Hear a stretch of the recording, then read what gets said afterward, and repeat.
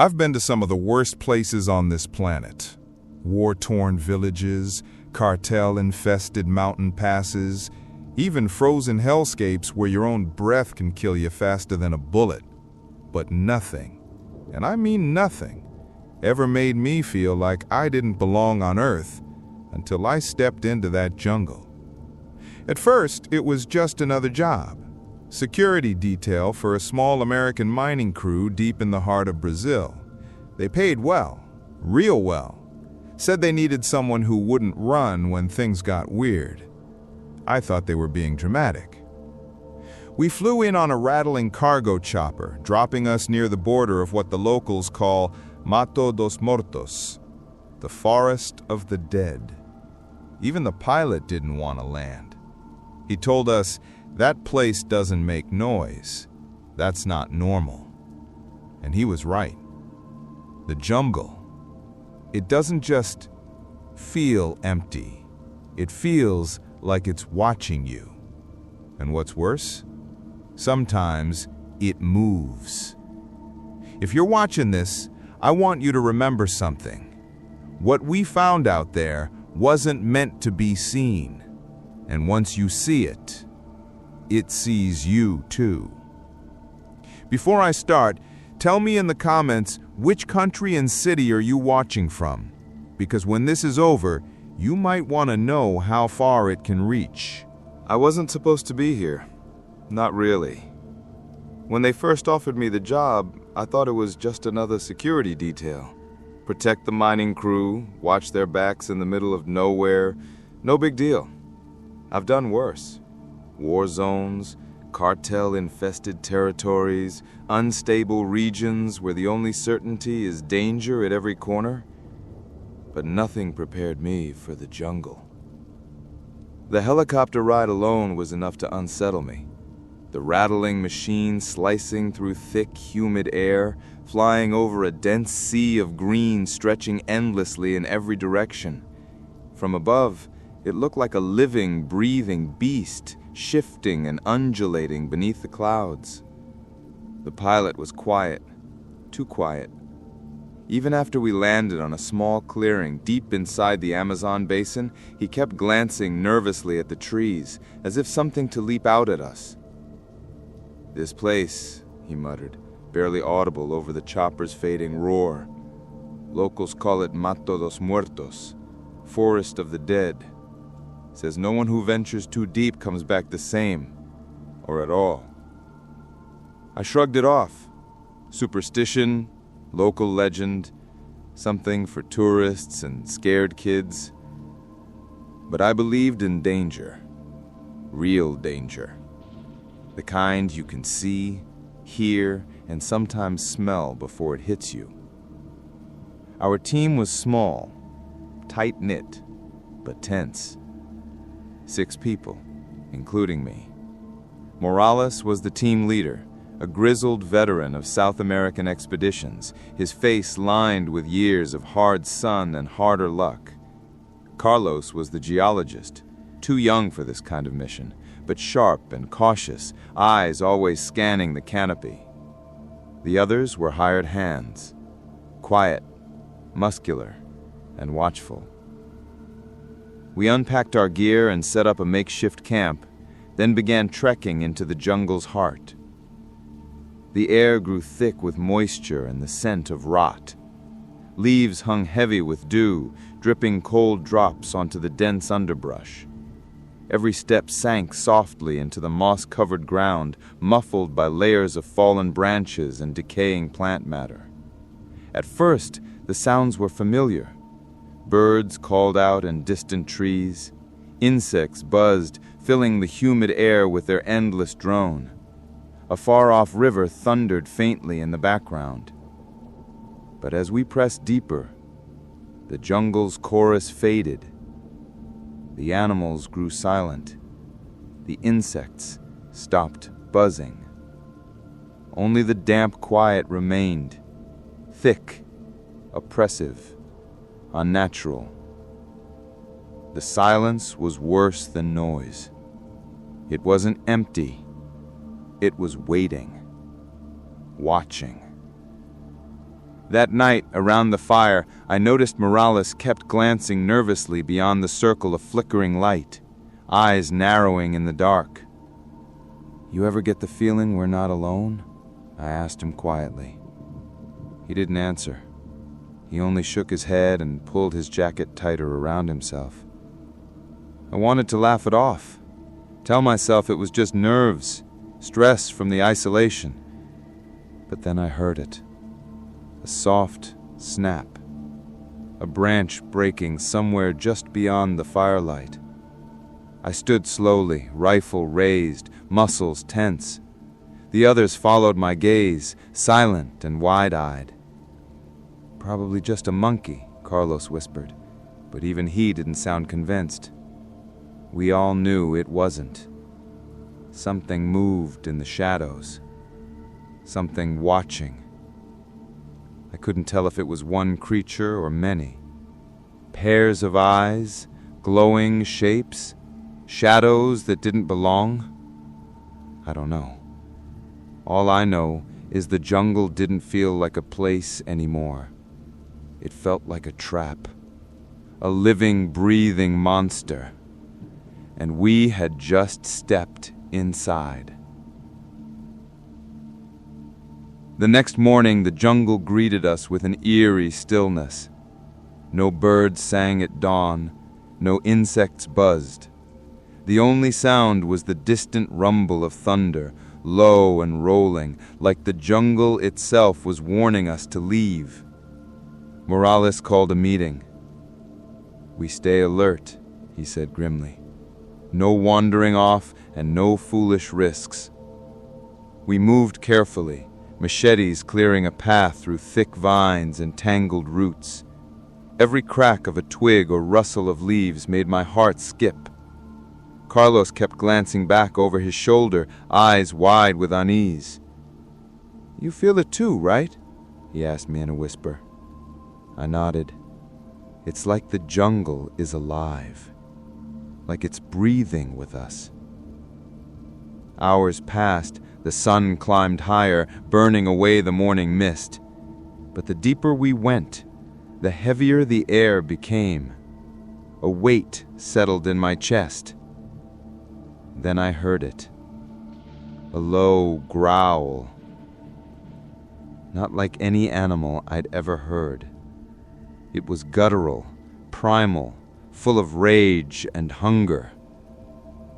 We froze. Morales raised his rifle slowly, signaling for silence. The growl came again, louder this time, closer. We edged backwards, trying to keep the forest between us and the noise. Then movement. Fast, fleeting shapes darting just out of sight. I caught a glimpse of something large, muscular, covered in dark fur or scales I couldn't tell. It watched us, and it didn't want us here. We didn't stop moving, but the feeling of being hunted settled like a stone in my gut. Every shadow seemed to twitch. Every leaf seemed to whisper secrets we weren't meant to hear. Around midday, we reached a clearing. A strange, unnatural silence wrapped around us tighter than the thick canopy above. Carlos bent down, inspecting the ground. "Fresh footprints," he said quietly. "But not human." I crouched next to him, eyes scanning the dirt. The prints were large, with claws instead of toes. 4 toes on each foot, spaced oddly. "No animal I know," Morales murmured, tightening his grip on his rifle. Suddenly, a sharp scream shattered the silence, a sound so raw and terrified it froze us all. It came from the far edge of the clearing. We sprinted toward the noise. There, tangled in a snare of vines and wires, was Ramirez, one of the hired hands. His face was pale, eyes wide with panic. They tried to grab me," he gasped, struggling to free himself. The vines had deep cuts, as if something sharp and heavy had clawed through them. Morales cut Ramirez loose quickly, scanning the tree line. "Get ready," he said grimly.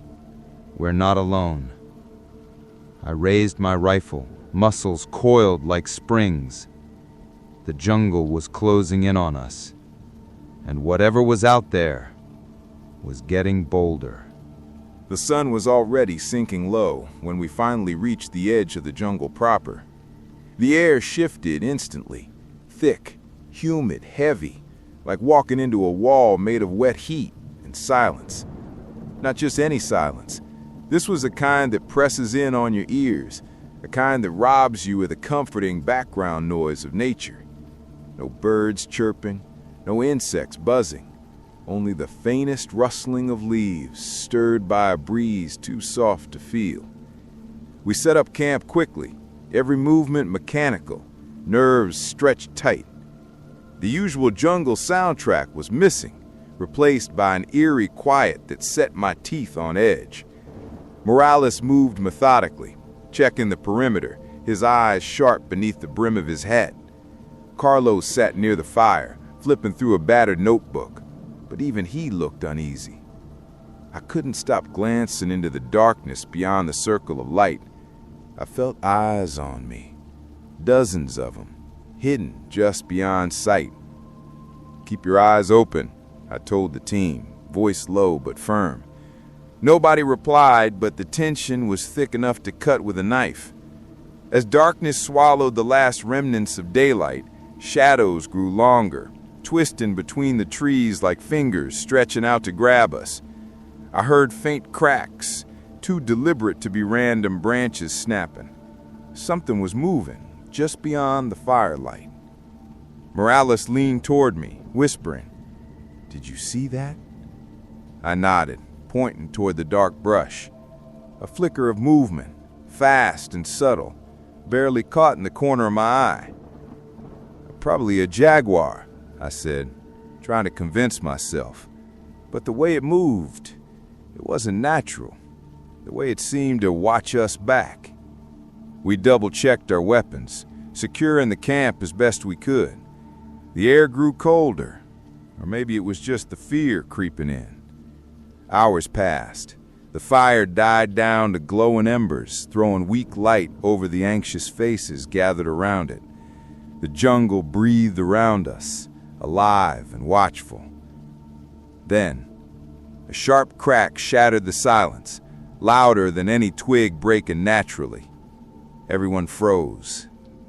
"Did you hear that?" Morales whispered again, voice tight with barely contained fear. I tightened my grip on my rifle, eyes scanning the shadows. The darkness seemed to close in heavier, pressing closer. From deeper in the jungle came a low, guttural growl, a sound I didn't recognize. It was wrong. Not a beast I knew, not a predator's cry. Something older, darker. The crew shifted uneasily, faces pale in the firelight, muscles taut. "Stay close," I ordered quietly. "No one wanders off." We took turns keeping watch, but every crack, every rustle felt amplified. Leaves whispered like footsteps. Branches snapped somewhere far off, but too close to ignore. Hours crawled by with no more incidents, or so we thought. At dawn, the worst was clear. Carlos was gone. His tent was empty, his gear untouched. No footprints leading away from camp. No signs of a struggle. Only a small cluster of broken twigs near the edge of the jungle, snapped like a warning. My heart sank hard, a cold weight settling deep in my chest.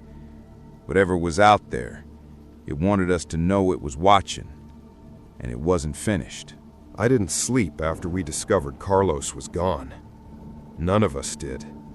The jungle, once just a hostile environment, now felt like a living, breathing entity. It wasn't just dangerous, it was aware. It saw us. It took him. I paced the edge of camp as the others huddled together, eyes darting toward the darkness. Nobody said it, but we were all thinking the same thing. Carlos didn't wander off. Morales insisted we search immediately, and I agreed. But the moment we crossed into the undergrowth, it was like stepping into another dimension. The air felt different, thicker. The trees grew unnaturally close, pressing inward like they wanted to trap us. We spread out just a little, never more than a few meters apart. That was the rule now. No one alone. We followed the trail of snapped twigs and disturbed moss, each clue more unsettling than the last. The jungle was too quiet.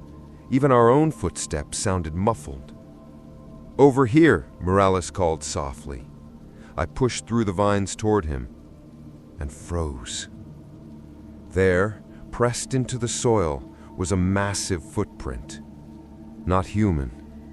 It looked like it belonged to some kind of animal, but it was wrong. 4 long toes, deep grooves where claws had sunk in, and it was at least the size of my forearm.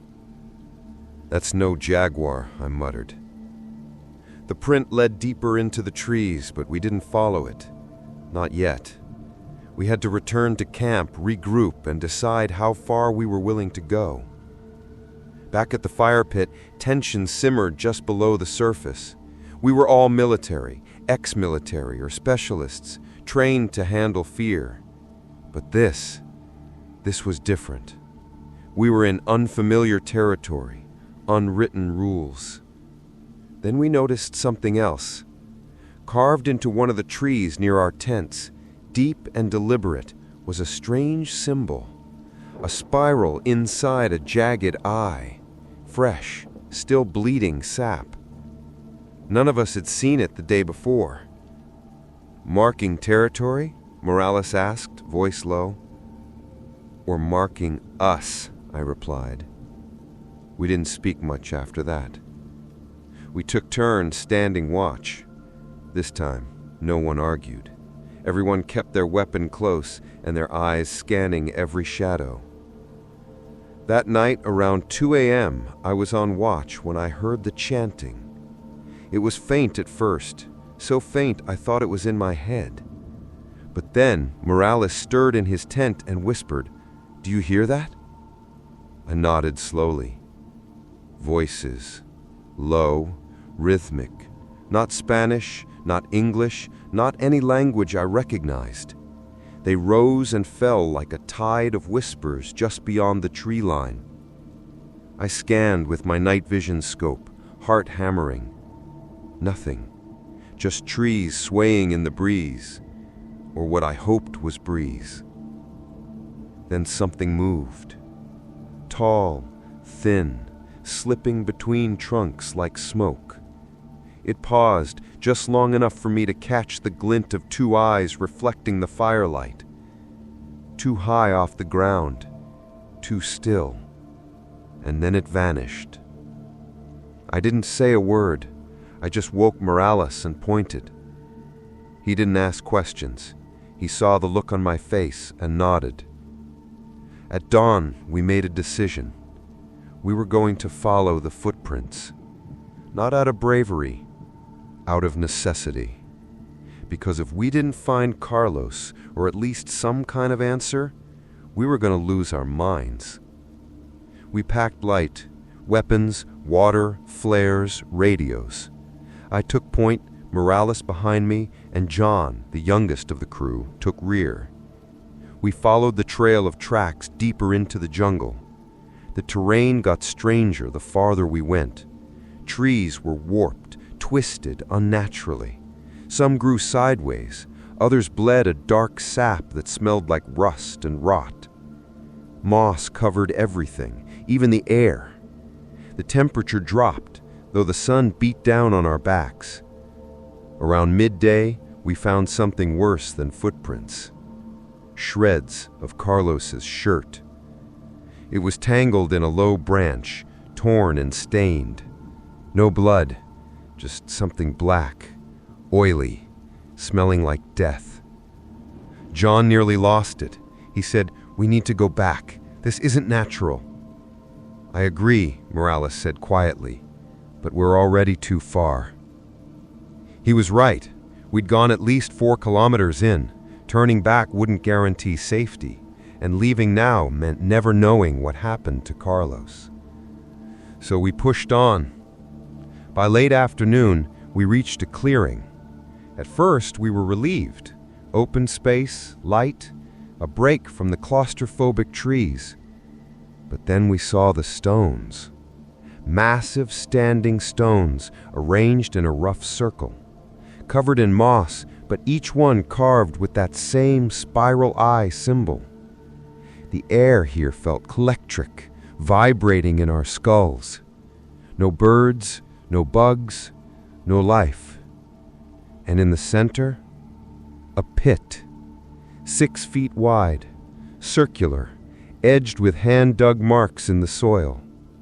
Something had been dragged into it recently, grooves in the dirt too wide to be human. I knelt beside it and felt something cold beneath the surface.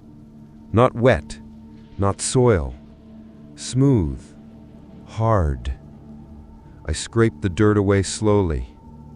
It was a piece of bone, clean, polished, with teeth marks. John turned and vomited behind a tree. That's when we heard it again. The chanting. Louder this time. All around us. No visible source. Just voices rising from the jungle, echoing in impossible directions, mocking us. Then a voice cut through the others, closer, deep, not human. It said one word: return. We ran.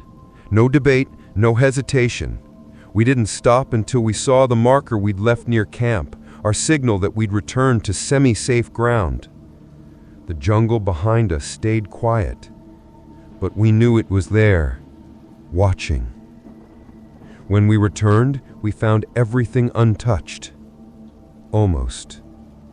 Except now there were 3 symbols carved in the trees, one for each of us, and beneath them were claw marks, deep, measured, like it had taken note of who dared to enter its domain.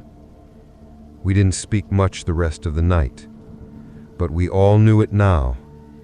This jungle wasn't just hiding something. It was something.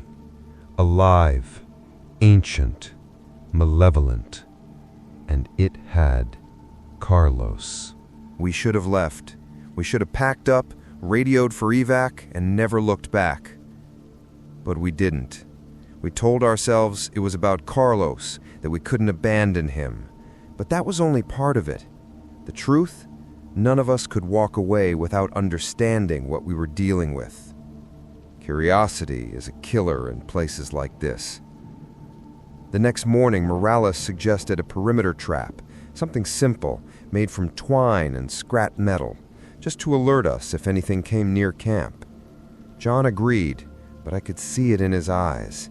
He didn't believe any trap would stop that thing. I didn't either. We spent the day setting up the perimeter and logging coordinates. I marked the trees with reflective tape and infrared dye from our survival kit. That way, if we needed to flee at night, at least we'd have a direction. It felt like we were preparing for war, and in some way, we were. That evening, as the sun bled into the trees, we sat around the fire in silence. Morales cleaned his rifle. John was sketching something from a page from his notebook. I watched the jungle. "Have either of you thought about what it wants?" I asked. Neither answered. John finally said, without looking up, "It wants us to see it." That chilled me more than I expected, because I had the same thought. It wasn't killing us, not yet. It was showing us things, letting us find a pit, letting us hear the voices, carving its mark where we'd notice, as if it was guiding us somewhere. That night, Morales took first watch. I lay in my tent, staring at the canvas above me, listening to the crackle of the fire and the buzzing silence beyond. Sleep did come, eventually. but so did the nightmare. I was standing in the stone circle again, alone. The sky above me was wrong, full of stars I didn't recognize. The pit in the center was open wider now. Something inside was breathing. Not fast, not panicked. Slow, deep, ancient. Then the trees began to chant. The same voice from before rose above the rest, deep, guttural, vibrating my bones. It said, "You came." And I woke up, gasping, heart slamming into my ribs. John was shaking me. "Get up, something's happening." I scrambled out of the tent and immediately saw it. Light. Not from our fire, not from any flashlight. A soft green glow pulsing from deeper in the jungle, the same direction as the stone circle. We stared at it, frozen. It wasn't moving, it wasn't flickering. It was calling. "Do we go?" John asked. Morales was already grabbing his gear. "We have to." We packed light again. Weapons, water, radios. No words this time. We moved toward the glow, slow and careful, staying low. The light didn't grow brighter. It just persisted, like it existed in its own pocket of reality. After maybe 15 minutes of weaving through vines and roots, we saw the source. A tree. But not a tree like the others. This one stood impossibly tall, its bark shimmering with that unnatural green glow. Vines hung from its limbs like veins. Carvings covered the trunk, symbols, dozens of them, all spirals and jagged lines forming concentric patterns like they were breathing. Around the base of the tree were small bones, not animals, human, maybe children. In front of the tree, kneeling, Carlos, alive. He was naked, filthy, staring up at the trunk with wide, unblinking eyes. "Carlos!" Morales whispered. Carlos didn't move, didn't react. I raised my rifle and stepped forward. That's when I saw them. Figures, half shadow, half flesh, moving around the tree. Their skin looked bark-like. Their eyes glowed faintly. No mouths, just that same spiral etched in their chests. They didn't walk, they drifted, and they saw us. One pointed a long, clawed hand at Morales. Then the tree screamed. It wasn't sound exactly. It was like the jungle itself bellowed through our heads. My nose started to bleed. John dropped to his knees, clutching his skull. Morales fired into the air, pure instinct. The figures scattered. The glow pulsed. Carlos finally turned his head. His eyes, they were gone. Just dark sockets, smiling. He stood and took a step toward us. I raised my weapon. "Stop right there!" Carlos kept smiling. And then he spoke. But it wasn't his voice. It came from everywhere at once, from the earth, the leaves, the tree behind him. "He sees you." Carlos collapsed, dead before he hit the ground. Morales screamed and charged the tree, emptying his rifle into the trunk. The bullets sunk in, but the tree didn't react. Instead, the carvings began to bleed. Thick black sap oozed from the grooves, dripping on the bones. The shadows returned, dozens of them. I grabbed John and pulled him to his feet. "Run!" We didn't wait for Morales. We ran. Branches tore at my skin. The glowing markers on the trees flickered as we passed. I didn't know if we were being followed. I didn't want to know. When we finally reached camp, I turned. No one behind us. No Morales. Just jungle. We waited an hour, then another. At dawn, we went back. We followed the same path. The glow was gone. The tree was there, but now it was just a tree. No carvings, no light, no bones, no Carlos, and no Morales. Only his rifle resting against the base, wrapped in vines. John snapped. He started screaming at the trees, firing his pistol into the air. I had to wrestle it from him before he got himself killed. We returned to camp in silence. We were two now, and we were next. That night, we didn't sleep. At some point, John wandered away. I called his name, no answer. I found his notebook beside the fire. He had filled every page with the spiral, over and over and over again. And beneath it, on the last page, a message. You can't leave, not anymore. I burned John's notebook. It felt pointless, but I had to do something. I watched the pages curl and blacken in the fire, the spirals twisting as they burned, as if resisting until the very end. Then I packed. I wasn't waiting around for whatever was next. My radio was still operational. I called for evac. The response was static. I tried again. Same. It was like the jungle had swallowed the signal, like we were never here to begin with. I gave myself until first light. If nothing changed, I would hike out alone. No trail, just compass and instinct. John was gone. Morales was gone. Carlos was gone. Whatever this place wanted, it wasn't satisfied yet, and I was the last name on its list.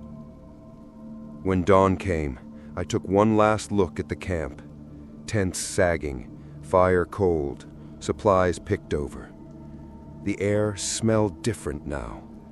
Not rot, not soil. Copper. Blood. I walked. South as best I could tell. The sun filtered through the canopy in broken lines. Birds chirped, but it sounded wrong, like a recording played too slow. The trees loomed taller. The light dimmed even though it was morning. And then I started seeing them. Not shadows, not figures, objects. The first was a boot. John's, sitting neatly on a moss-covered rock, as if he had taken it off and left it behind. Then, 50 meters later, Morales' watch, still ticking. After that, Carlos's dog tags, nailed into a tree. I should have turned back. I should have run. But I couldn't stop. Something pulled at my chest, tight, magnetic. My legs moved on their own. I came to a clearing I didn't remember passing before. And there it was, the pit. Wider now, deeper. Still ringed by those same stones, but the symbols carved into them had changed. They weren't just spirals anymore. They were faces, twisted, screaming, biting into each other. The air was thick here, not humid, dense, like breathing syrup. And there were sounds, whispers, crawling around the edges of my hearing, saying things I couldn't quite understand, or maybe I didn't want to. Then the earth trembled. Not an earthquake, a heartbeat. The pit was alive. I stood at the edge, and for the first time I looked in. There were bones, hundreds of them, layered, spiraling downward, some still with scraps of fabric or skin. At the very bottom, movement. I couldn't make out details, just shapes, twisting, rising. A voice rose from the deep. It didn't speak English. It didn't need to. I understood. I am the root. I stumbled back.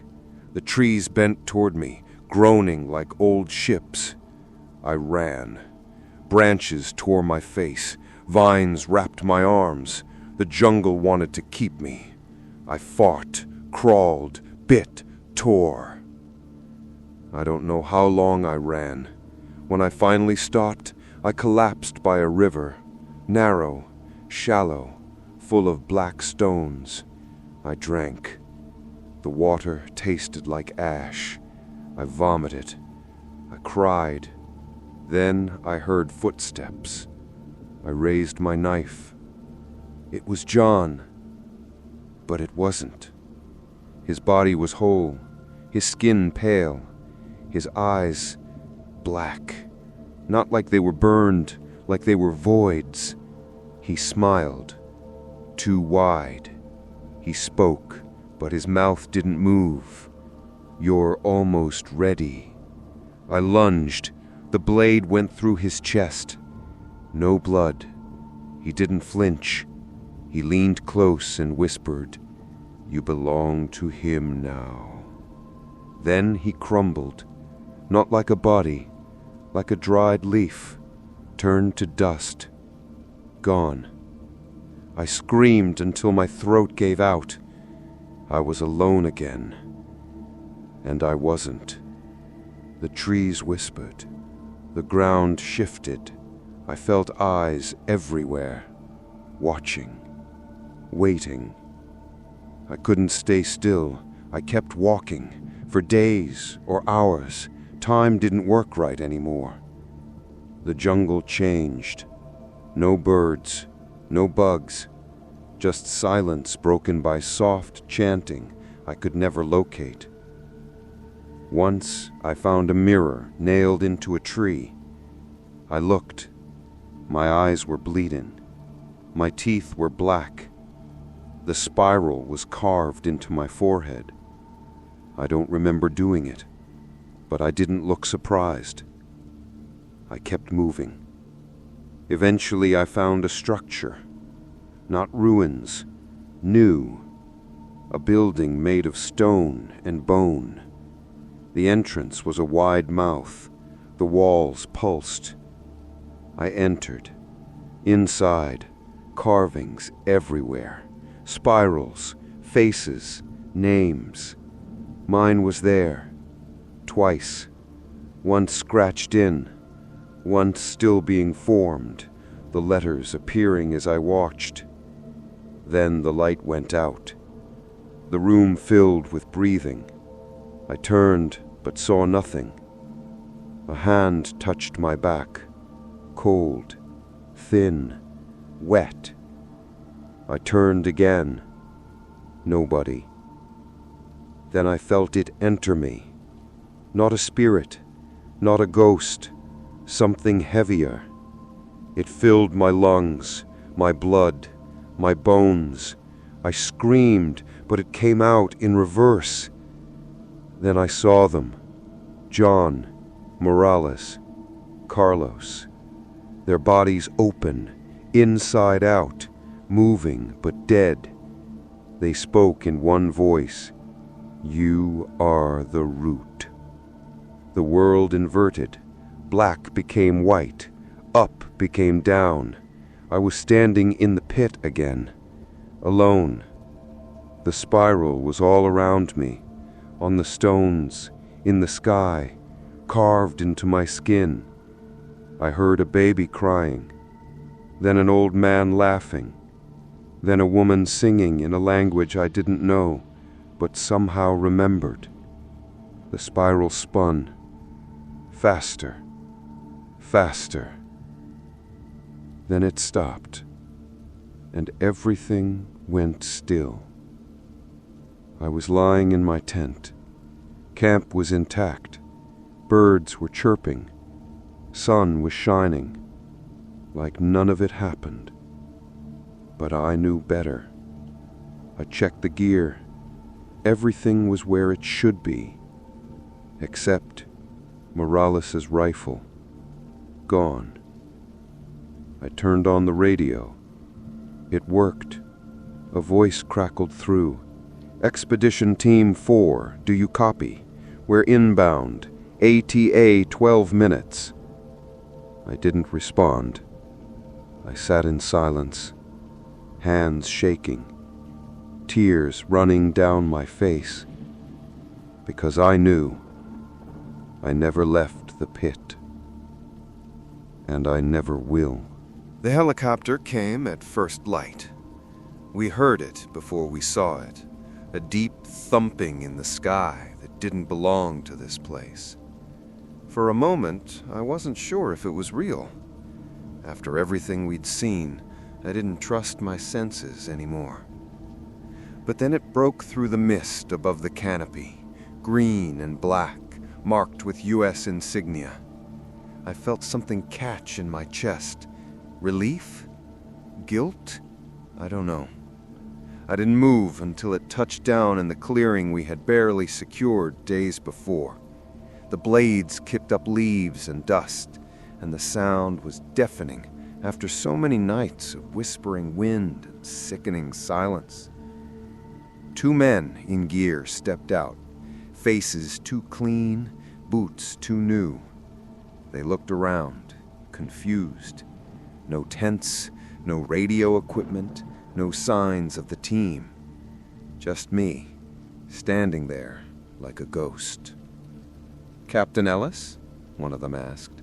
I nodded, barely. "We've been trying to reach your team for 3 days. No response." I didn't answer. What could I say? That the forest took them? That something inside the forest changed us? "Where's the rest of your unit?" he asked again, voice tighter now. "They're gone," I said. My throat was raw. "They're all gone." The men exchanged a glance. One of them raised his hand to his earpiece and said something I couldn't hear over the rotor noise. Then they approached me slowly, carefully, like I was dangerous. Or like they knew something. They guided me onto the helicopter, checked my vitals, handed me a thermal blanket and water. I didn't say a word, just stared at the trees shrinking beneath us. And I saw it. From the air, the jungle looked almost peaceful, sunlight streaming through mist, a vast sea of green. But right at the center, where our camp had been, the trees formed a shape, a spiral, one I hadn't noticed from the ground, tight, symmetrical, impossible. It was the same symbol we saw carved in that stone, the same one that haunted Morales's journal, the same one that bled through my nightmares every night since that first scream in the dark. I closed my eyes. I didn't want to see anymore. What followed was a blur, a military base on the coast, medical evaluations, interrogations, decontamination. People in white coats asking me the same questions over and over. How did you lose contact with command? What happened to Lieutenant Rourke? Were you attacked by locals? Cartel units? Was there any exposure to unknown substances? I gave them the answers they wanted. Ambush, guerrillas. We were overwhelmed, separated. I survived. They wrote it all down, nodded, typed. Didn't believe a word of it, but they accepted the story, because the truth would break their little world. One night, a man I didn't recognize visited me in the infirmary. He wore civilian clothes, but he had a soldier's posture. A scar ran from his jaw to his collarbone. He sat beside my bed without asking. I read your report, all of them, actually, including the ones you didn't write. I didn't respond. He leaned in. The spiral. You saw it, didn't you? I turned my head toward him slowly. What is it? He studied me for a long moment. Something old, older than language, older than memory, and very much alive. I couldn't breathe. We've been tracking these patterns for decades. Jungle, desert, ice, doesn't matter. It always shows up in places people weren't meant to go. Then why send us there? His eyes didn't flinch. Because we need to know how deep it goes. And just like that, he stood up and left.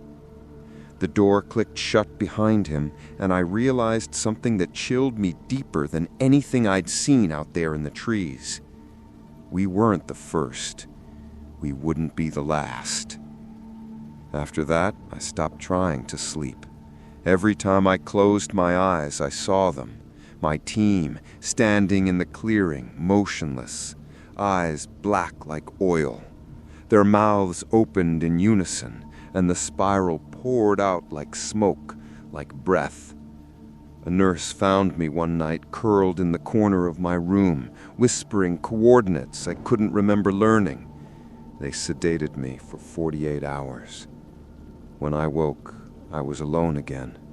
The jungle was thousands of miles away, but I could still feel the soil under my nails.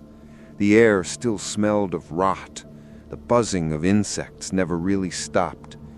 And somewhere, far beyond walls and doctors and questions, I knew it was still out there, waiting, growing, learning. I started drawing. Sketches, symbols, topographical maps of the region where we'd been dropped, places I didn't remember walking through, but felt pulled toward. Every line curved into a spiral. One day I caught a glimpse of my own reflection in the glass of the window. For a second, my eyes weren't mine. They were watching me from the inside. I threw a chair at the window. It didn't break. A week later, they told me I was cleared for release. They called it temporary reassignment and monitored decompression. They gave me a new name, a passport, some money. They didn't ask if I wanted any of it. I didn't say goodbye. They flew me to a coastal town somewhere in the Pacific. Quiet, peaceful, no jungle, no surveillance, just fishermen, old docks, and early morning fog. I rented a room above a bakery and tried to pretend. Tried to walk like a man again, eat like a man, breathe like someone who hadn't been touched by something that didn't belong on this planet. But it never left me, because even now, when the sun sets and the horizon folds into the sea, I can hear the forest again. Not birds, not animals, something deeper, calling me back. And I know one day I'll have to return, because whatever I left behind, it didn't stay behind. I don't know how long I stood there, staring at the spiral carved into the dirt, but I remember this.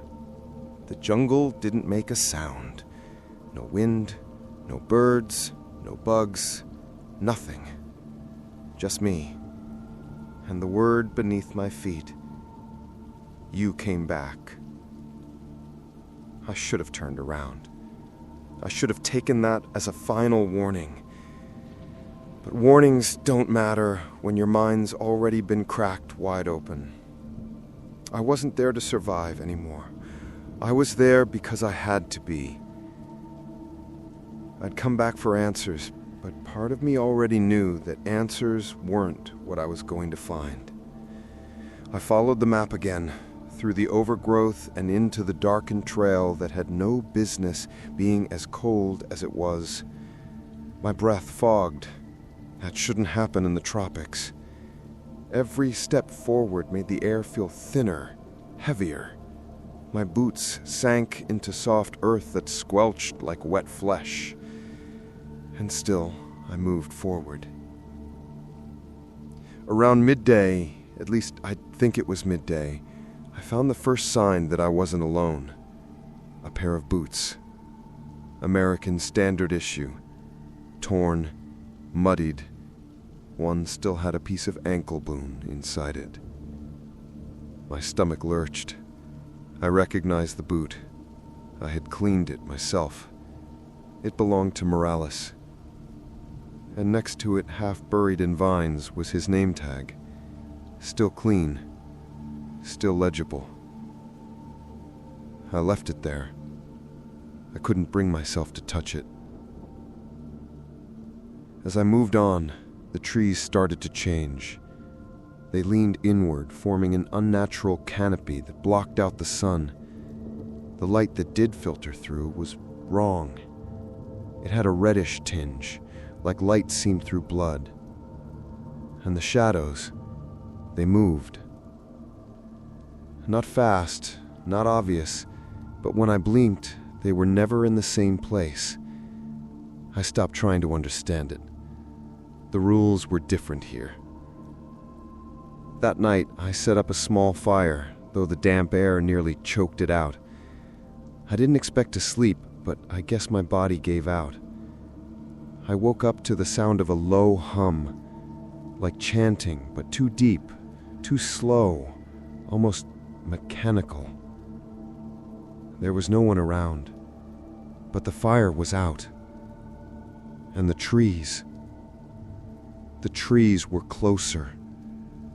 I swear they had moved in the night, their trunks bent toward me. One had a fresh handprint burned into the bark. 5 fingers. No thumb. Too long. Not human. I kept walking the next day. My compass spun uselessly. My phone wouldn't turn on. The battery had been fully charged before I left, but now it was hot to the touch, like it had been microwaved. The hunger came next. I had packed rations for a week, but by day 3 they were all gone. Either I had eaten more than I realized, or something else had. I started chewing leaves, bark, anything. It tasted like rot, like rust. And still, I didn't feel sick. That's when I knew something in me was changing. The jungle wasn't just watching me anymore. It was taking me in. At one point, I heard a voice, clear as day, say my name behind me. I turned fast, hand on my knife. But it wasn't anyone I could see. Just the jungle. Just the trees. Just the wind whispering, "Come home." I pressed on. Later that night, I saw lights, faint blue glows drifting between the trees, like lanterns, but floating 6 feet off the ground. No strings, no smoke. They moved slowly, circling my camp like curious insects. I didn't sleep.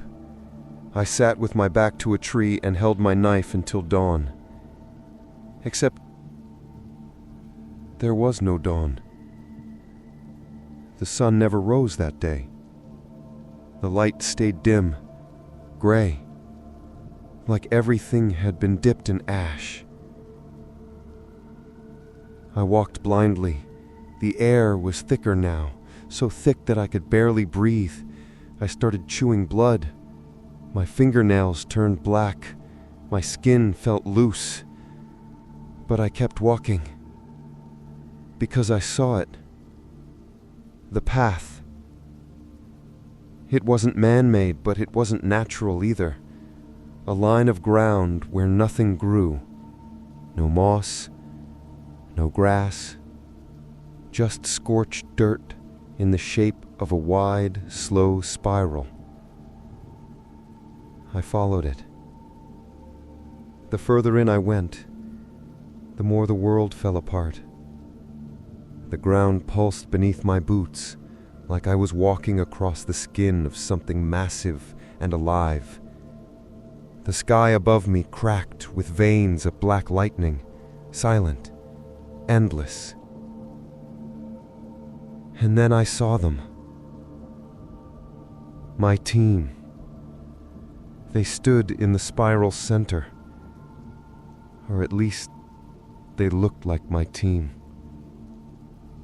Morales, Rook, Flynn. But their faces were wrong. Too smooth, like masks carved from wax. And their mouths hung open wider than humanly possible, as if they had been unhinged like snakes. They didn't blink. They didn't move. I took a step closer, hand shaking. "Morales?" I whispered. His head twitched. Then he smiled. And that's when I realized he wasn't smiling at me. He was smiling behind me. I turned. There was nothing there. But I felt it. Breathing. Deep. And slow. Like the jungle itself had lungs. I collapsed. I couldn't breathe. My vision blurred. I think I screamed. But no sound came out. The last thing I remember before blacking out was the ground opening beneath me. Not literally, but in a way that made my soul feel like it was falling. I don't know how long I was unconscious. When I woke up,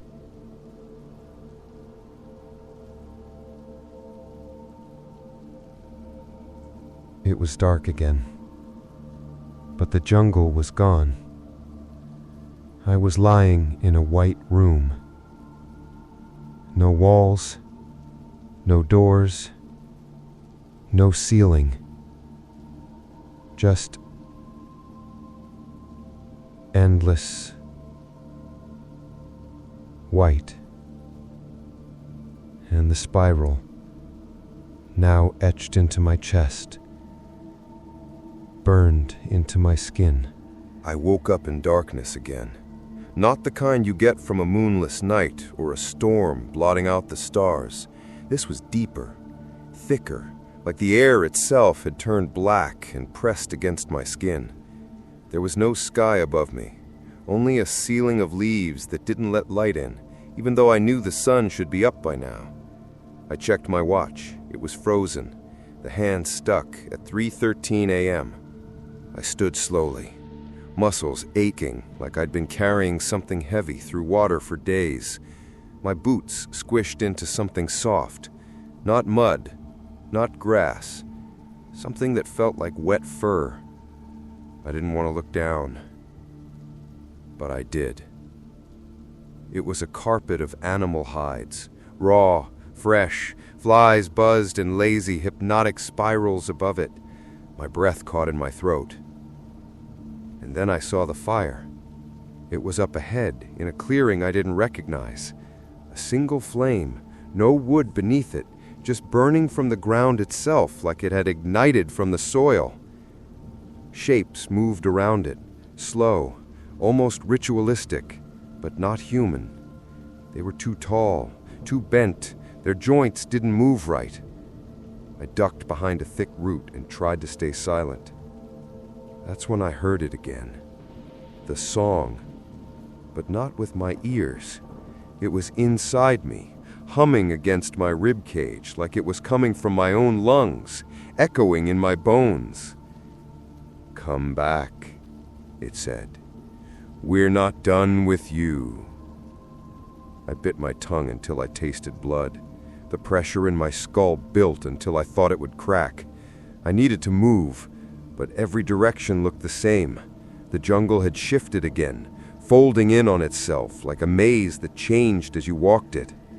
Still, I forced myself forward, away from the fire, away from the song. Every step felt like wading through syrup. The air was thicker now. My skin was damp. Not just from sweat, but something else, something oily, clinging to me like it wanted to be absorbed. I stumbled across one of our old campsites, or at least it looked like it. But everything was off. Our tents were there, but the fabric was stitched from things that shouldn't be stitched. Faces pressed through the nylon, mouths frozen mid-scream.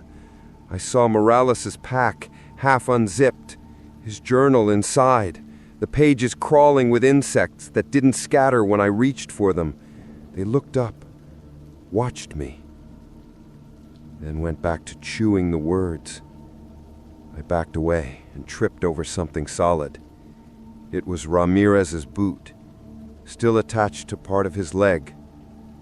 The rest was missing, and the bone was chewed. I vomited, barely managing to turn my head. The jungle absorbed the sound like it was trying to hide my presence from something worse. Then I heard a voice. Not inside me. This one was real. Ellis. It was faint, familiar. I turned toward it, heart racing. There, through the trees, stood a figure. It looked like Lieutenant Hartman. But he was wrong.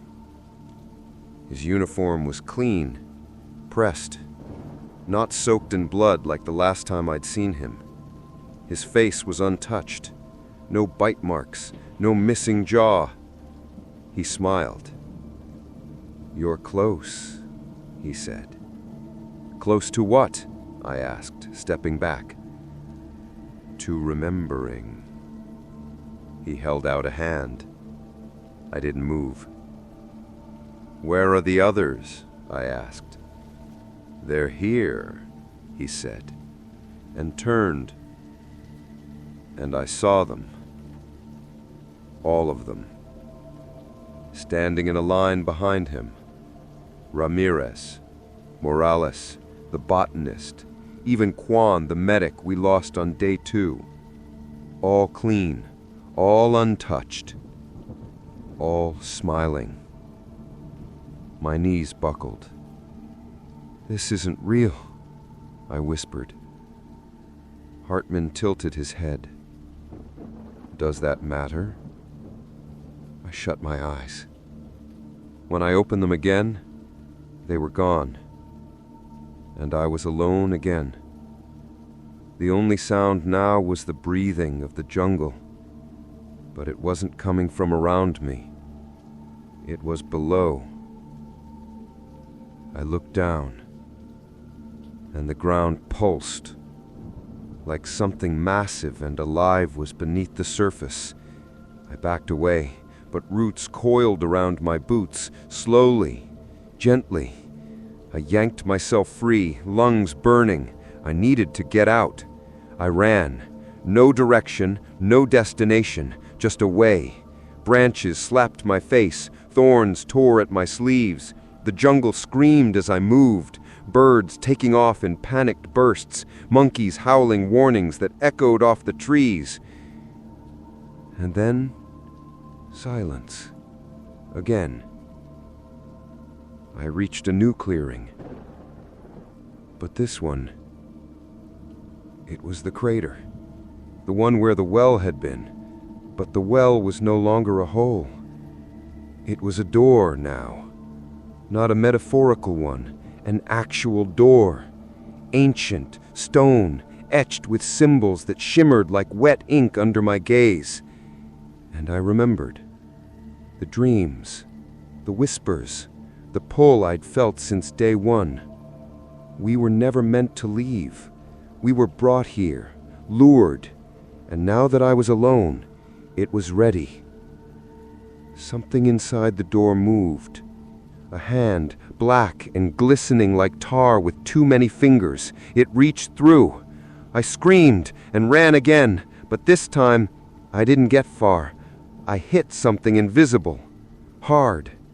I fell back, gasping, and then I saw it. A perfect circle around the crater, an invisible wall. I was inside the perimeter now, just like Morales had said, no way out. only in. The ground cracked beneath me, and from the door came the sound, that awful song. But this time, I understood the words. There's a point when your mind breaks, and you know it. It doesn't shatter like glass. It bends like old metal under heat, and then it stays bent, twisted. You're not the same anymore. That's what happened to me. I don't know how long I stood in front of that stone door. Could have been seconds, could have been hours. The jungle had stopped pretending to be a jungle. The air shimmered like I was underwater. The bird song was gone. Even the bugs were silent.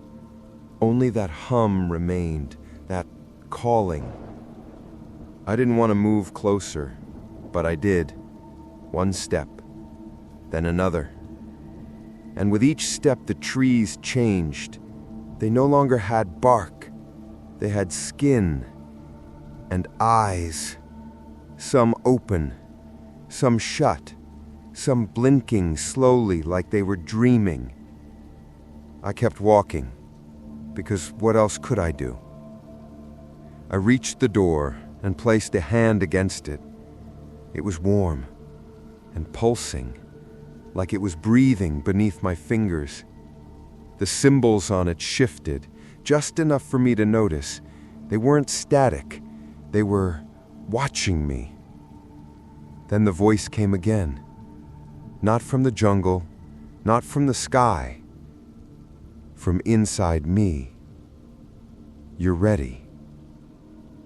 I wanted to scream, but I didn't, because I was starting to believe it. I was ready. Ready for what? I didn't know. But whatever it was, it had been building since the chopper landed, since Morales went missing, since we found that crater. The door cracked open, and I saw it. Not a creature, not a monster in the traditional sense. It was a space, an absence of everything, light, sound, matter, a void. But it had a shape, and it hated me. Not personally, it hated everything. I fell backward. Something crawled out with it. Tall, thin, fluid, like it wasn't bound by physics. Its face was a suggestion, shifting between things I feared, the captain's corpse, my brother's drowned body, myself, eyes gouged out. It knelt beside me. Its voice was oil poured over gravel. You left the door open. No, I whispered, I didn't. You dreamed of it. And I remembered. The nightmares I'd had before the mission. The black door, the voice calling my name. I was never sent here. I was drawn here. This thing had been calling me since before the jungle, before the army, before I even knew what terror was. And now it had me. I tried to run, but there was no place to go. The jungle folded in on itself. The trees turned inward. Even the sky caved above. And then I was falling. Not down, but in. Through layers of memory, of pain, of moments that never happened but felt real. I relived every death. Ramirez, Morales, Hartman. Over and over as if the jungle fed on the grief. Until it wasn't grief anymore. It was worship. The jungle wasn't just alive. It was ancient. A sentient predator. And we were never supposed to survive it. We were nourishment. I landed hard. Back in the crater. But everything was different. The door was gone. The trees were gone. Just ash. Just black sand. Just silence. And in the center, a child. Barefoot. Thin. eyes too wide. It looked at me like it knew me. I opened my mouth to speak, and it held up a hand. Behind it, shapes began to rise. Not fully formed, shadows with teeth. Memories made flesh. Every horror we faced, now staring at me. And the child said one word. Except, I shook my head. No. It stepped closer. If you fight, it will feed. I raised my hands. I never asked for this. But you answered. And I remembered the dream. 3 nights before deployment, I saw the door. I touched it. I woke up screaming. I thought it was stress. But it was a contract. Signed in sleep. The child stepped aside. The shapes approached. I braced myself, ready to fight, to scream, to die. But they passed by and vanished. The child smiled. You survived.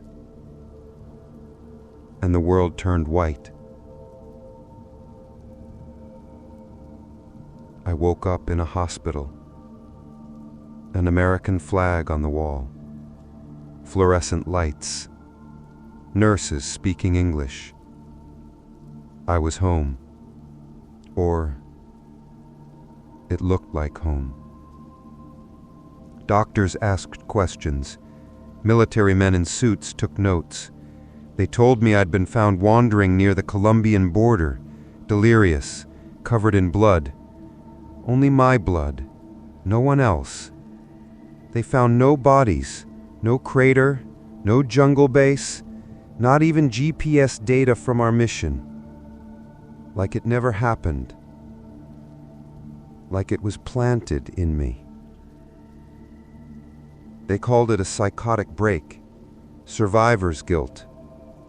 But I knew better. I saw the thing, the void, the door.